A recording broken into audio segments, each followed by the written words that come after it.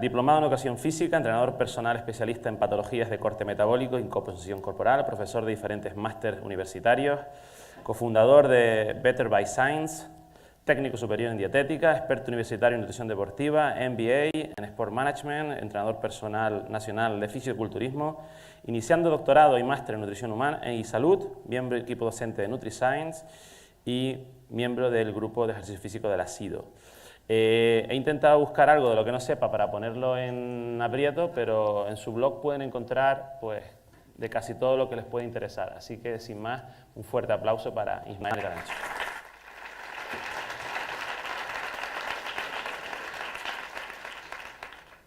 Muchas gracias, Irán, por tus hipertrofiadas palabras. Yo tengo un problema, hablo muy rápido y soy andaluz. Entonces, bueno, os pido que después de la relajación os pongamos un poco las pilas. Yo vengo a hablaros de lo que yo llamo de Movement Animals, ¿vale? Y para explicaros un poco este concepto, no tengo mucho tiempo, pero voy a empezar presentando a dos personas. Si esto pasa. No pasa. ¿Cómo? Ah, vale, que tiene wifi. Bueno, pues voy a empezar presentando a dos personas, que son William y Sam. William y Sam son dos niños que nacieron en un país subdesarrollado, no occidentalizado, y que por tanto sus hábitos de vida y sus patrones de actividad física, pues bien podrían representar los que fueron los nuestros ancestralmente, ¿vale? Bueno, pues esta podría ser su niñez, esta podría ser su adolescencia, esto pasa poco, esta podría ser su etapa adulta. Como vemos, pues tendrían unos niveles de masa muscular bastante buenos, a la vez que un porcentaje de tejido graso bastante disminuido. Incluso podrían llegar a la vejez con unos niveles de masa muscular más que aceptables. Sin embargo, cuando lo comparamos con dos sujetos que hubiesen nacido en un país occidentalizado, desarrollado, el contexto cambia drásticamente y, como vemos, si esto pasa, el sofá cobra un protagonismo especialmente relevante en todas las imágenes, ¿vale? Y en el mejor de los casos, pues en el mejor de los casos llegaríamos a la vejez pues un poco así, ¿no? Y es que, como sabéis, podríamos decir que de alguna manera estamos diseñados genéticamente para movernos, ¿vale? A lo largo de miles de años de evolución, nuestros genes se han correspondido con unos patrones de actividad física y unos hábitos de vida que distan mucho de los que tenemos actualmente, ¿no? Ya sabéis que después de la revolución agrícola y la revolución industrial posteriormente, nuestros hábitos de vida en general y concretamente nuestros patrones de actividad física, pues han visto seriamente mermados, ¿no? Pero, sin embargo, nuestros genes siguen siendo prácticamente los mismos que antaño y se siguen correspondiendo con los mismos patrones de actividad física que teníamos pues, hace miles de años, ¿ok? Como sabéis, hemos pasado de ser cazadores-recolectores a consumidores sedentarios y esto, obviamente, pues tiene graves consecuencias. No hay más que ver un mapa de prevalencia de obesidad, no hay más que ver un mapa de prevalencia de enfermedades típicas del siglo XXI. Obviamente, conjunto a otras cosas como nutrición y demás. ¿Vale? Y es que el sedentarismo causa muchas más muertes que el tabaquismo, pero sin embargo no se le da importancia, o no sale en el telediario, más de 5 millones. Y es que muchas veces deberíamos de colgar la etiqueta de causa de muerte por sedentarismo, ya que el sedentarismo ha sido quien ha causado la enfermedad, quien ha causado la posterior muerte, ¿ok? Y no solo se trata de la actividad física, sino que la composición corporal también juega un papel fundamental en la salud. Y aquí es donde el tejido muscular se muestra como un potente marcador de la salud, pero tampoco lo tenemos en cuenta. No le damos la importancia que tiene el tejido muscular en la salud. De hecho, sabemos que aquellas personas que tienen menor masa muscular tienen mayor riesgo de enfermedad y mayor riesgo de muerte, independientemente del tejido adiposo que tenga, pero sí, siempre nos seguimos centrando en el tejido adiposo y se nos olvida la importancia que tiene el tejido muscular. De hecho, el fenotipo que más riesgo de muerte tiene son los que tienen poca grasa y poco tejido muscular, ¿vale? Y esto es especialmente preocupante en ciertos contextos relacionados con la mujer, relacionados con la moda, donde encima el tejido muscular ni siquiera es algo estético o no es algo bonito, como pongo ahí, el músculo no es fashion, por desgracia, vaya. En 1989... el doctor Rosenberg, que aparece ahí, se me queda la boca seca, perdón, fue el primero que acuñó el término de sarcopenia, no sé si os suena. Él hacía referencia con sarcopenia a la pérdida de la masa muscular que se produce con la vejez, es decir, era como un daño colateral que se va produciendo con el envejecimiento.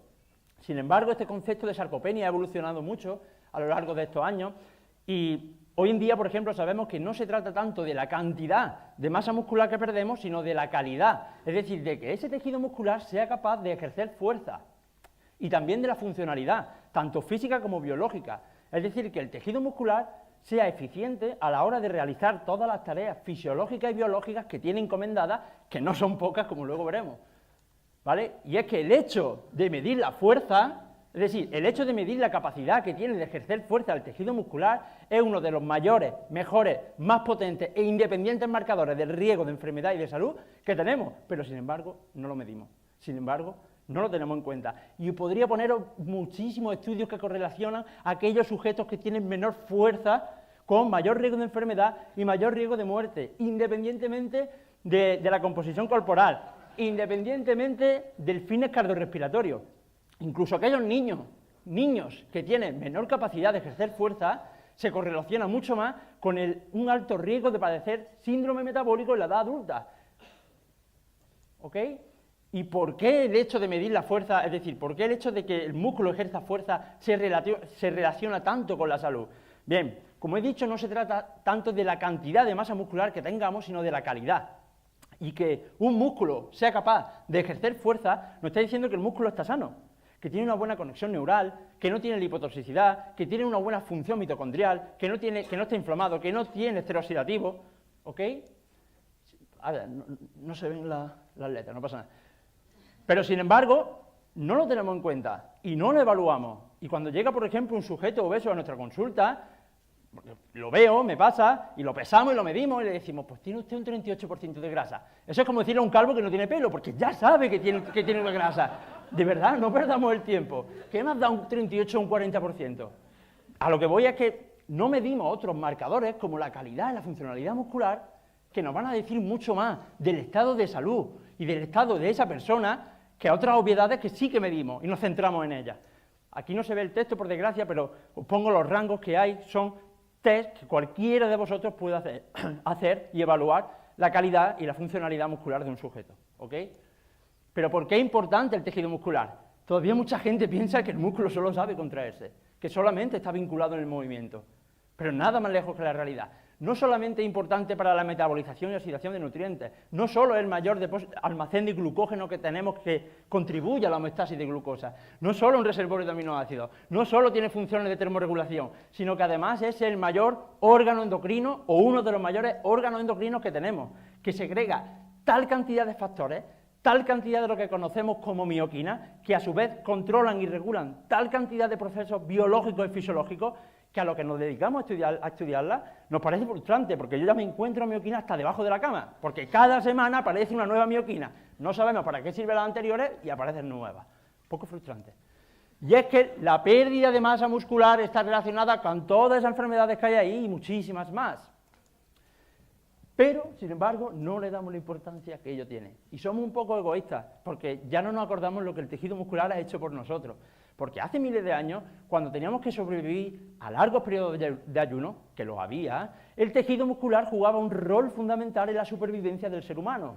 No solo por proporcionar aminoácidos energéticos o gluconeogénicos, sino por proporcionar aminoácidos para que el resto de órganos vitales pudiesen sintetizar sus propias proteínas del propio desgaste turnover diario que ellos tienen, o para proporcionar aminoácidos energéticos para que el sistema inmune pudiese ejercer una adecuada resolución de la inflamación ante un traumatismo o una infección. Pero, sin embargo, ya no nos acordamos de eso. Y mirad, el famoso experimento de Minnesota llevado a cabo por Ansel Keys, sí, el que la lió parda con la grasa, ya lo sé, pero hizo otras cosas. El famoso experimento de Minnesota de Ansel Keys y otros experimentos o estudios similares realizados por médicos judíos en el gueto de Varsovia, ¿sabéis lo que hacían? Sometían a la gente a déficit calórico extremo y mucha gente moría por inanición. Sí, era la ciencia de esa época. Mucha gente moría por inanición. Pues ellos concluyen que la muerte por inanición, siempre que no hubiese una enfermedad, se da cuando el tejido muscular se degrada tanto que se vuelve ineficiente para ejercer todas esas tareas biológicas que estamos hablando. Fijaros la importancia del tejido muscular, pero sin embargo no lo tenemos en cuenta. Y de esos estudios surge la teoría del proteinostato, donde el tejido muscular incluso puede tener funciones clave en la modulación y regulación de los mecanismos de hambre y saciedad, pero sin embargo no lo tenemos en cuenta. Nos centramos solo en la grasa. Así pues, cualquier intervención para pérdida de grasa o de peso tanto de nutrición como de ejercicio, que no tenga en cuenta el tejido muscular, no solamente está condenada al más fracaso absoluto, sino que además va a mermar seriamente la salud de nuestro paciente. ¿Vale?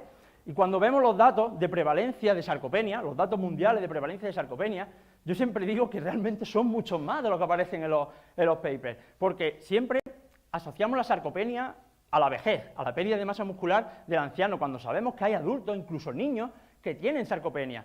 ¿Sabéis por qué? Porque no solamente se trata de la cantidad, no solamente se trata de la calidad muscular, sino también de la proporcionalidad. Es decir, que aunque tengamos unos niveles moderadamente adecuados de masa muscular, si nuestro tejido adiposo está muy elevado, está desproporcionado, podríamos estar hablando de una sarcopenia relativa, que fue lo que este señor, Richard Van Garner, calificó como obesidad sarcopénica o sarcobesidad.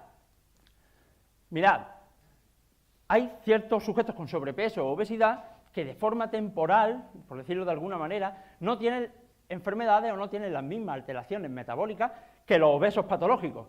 Son los que conocemos como obesos metabólicamente saludables, que bueno, que el nombre habría que cambiarlo porque realmente no es así. Vale, pues cuando vemos o estudiamos por qué estos sujetos, teniendo sobrepeso o siendo obesos, no tienen las mismas enfermedades que otros obesos patológicos, nos damos cuenta de que aparte de factores relacionados con la grasa, tienen una buena calidad muscular y un buen fitness cardiorrespiratorio. Pero es que a la contra tenemos a los delgados metabólicamente obesos, que son personas normopeso, que pesan normal, tienen un índice de masa corporal normal, pero tienen las mismas enfermedades y las mismas alteraciones metabólicas que los obesos patológicos. Y cuando analizamos por qué esta persona es normopeso, tiene las mismas enfermedades que los obesos, vemos que tienen poca calidad muscular y un bajo fitness cardiorrespiratorio, ¿vale?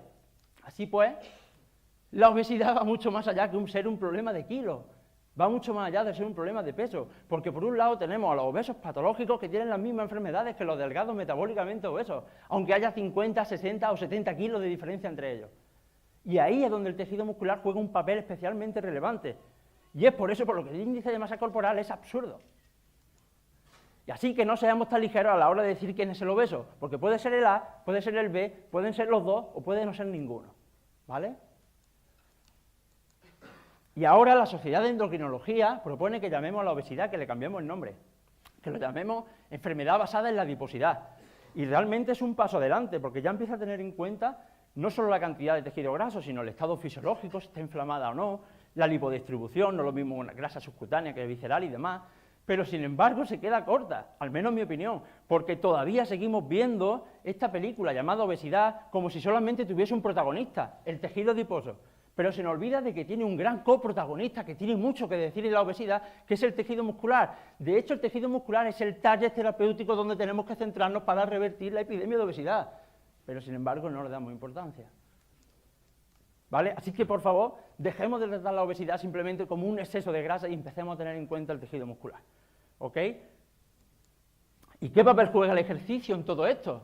Bueno, pues yo no he venido aquí para decir que el ejercicio es medicina, eso ya lo sabéis. Yo no he venido aquí para decir que el ejercicio sirve para la prevención y tratamiento de la mayoría de enfermedades típicas del siglo XXI. Eso ya lo sabéis.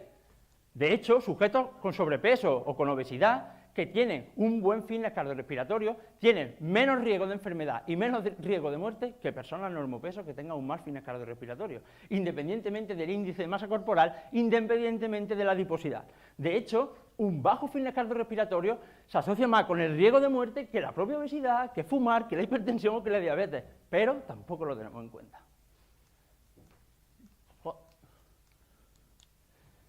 Y además deberíamos de diferenciar entre ejercicio físico y actividad física, porque no se trata de estar todo el día sentado y luego ir una hora al gimnasio a darlo todo, ¿vale? Tenemos que aumentar nuestra actividad. De hecho, tenemos que romper con el sedentarismo. Sabemos que independientemente del ejercicio que se haga, pasar más horas sentado aumenta más el riesgo de muerte y el riesgo de enfermedad, como digo, independientemente del ejercicio que se haga. E incluso romper el sedentarismo cada hora o cada 2 horas, levantarnos, hacer una sentadilla, hacer unas flexiones, movernos, aunque el tiempo total que pasemos sea, aunque el tiempo total sentado que pasemos sea el mismo, simplemente el hecho de romper el sedentarismo de forma intermitente disminuye drásticamente el riesgo de enfermedad y el riesgo de muerte. Y a la hora de elegir ejercicio, siempre, durante muchos años, El entrenamiento, el ejercicio de resistencia ha estado vinculado con la salud y el entrenamiento de la fuerza vinculado al rendimiento y a la estética, ¿no? Sin embargo, no tengo tiempo para desarrollar esto, pero simplemente deciros que el ejercicio de resistencia por sí solo no se muestra eficiente para revertir la obesidad o para mejorar ciertos factores de la salud o ciertos factores de la composición corporal. Sin embargo, el entrenamiento de fuerza por sí solo sí se muestra eficiente para revertir o para mejorar ciertos marcadores de salud y mejorar la composición corporal.